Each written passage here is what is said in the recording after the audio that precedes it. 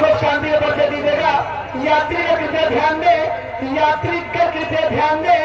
गाड़ी नंबर 6510 लखनऊ चलकर नई दिल्ली बॉम्बे के लिए यूपी बिहार बॉम्बे एक्सप्रेस लापत कामनी 23:10 पर भाग अड्डा में आ रही है।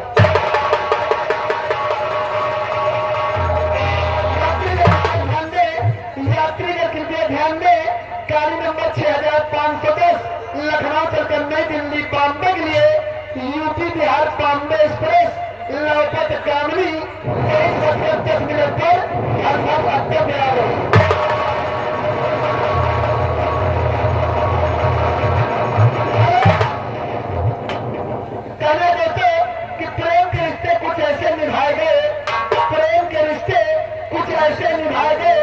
प्रेम नगर में कितने और कितने ने प्रेम की मिसाल इससे ज्यादा और क्या दूं। गर्म दूध राधा ने पिया छाले किशन के पाए गए। फैसला जोधपुर में हम मंजूर होना चाहिए, जंग हो या मोहब्बत भरपूर होना चाहिए। भैया छूट गई, भैया छूट गई।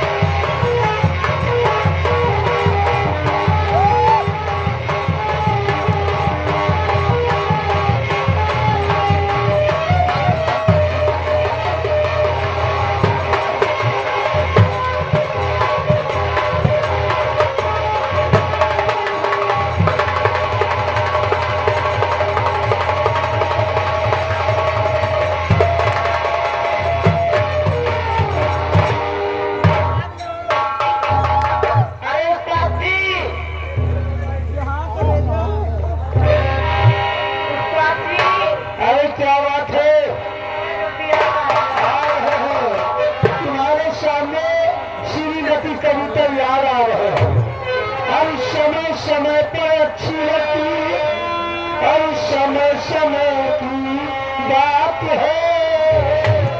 हर किसी समय का दिल बड़ा तो किसी समय की रात है।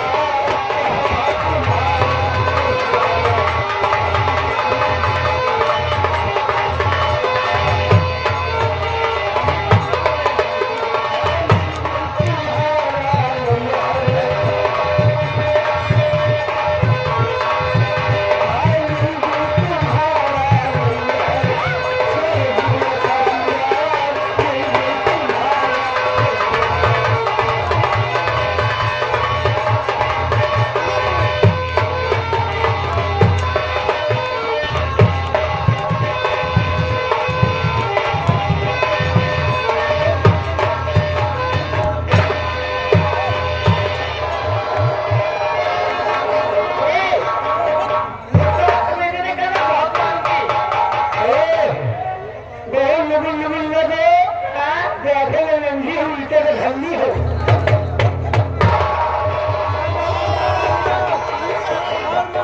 क्या सुन लो हाँ मनसेवन के ऊपर हाथ में उठाते मनसेवन के ऊपर हाथ में उठाओ आपके बाद क्या नहीं मनसेवा अगर एक को पटकाना दी तो दूल्हे बहनी तीन भी हो जाएगी। हाँ लेकिन काफी बोलो आज मेरे से दो सवाल करना चाहती हूँ मुझसे जो सवाल करना चाहती हो जी देखो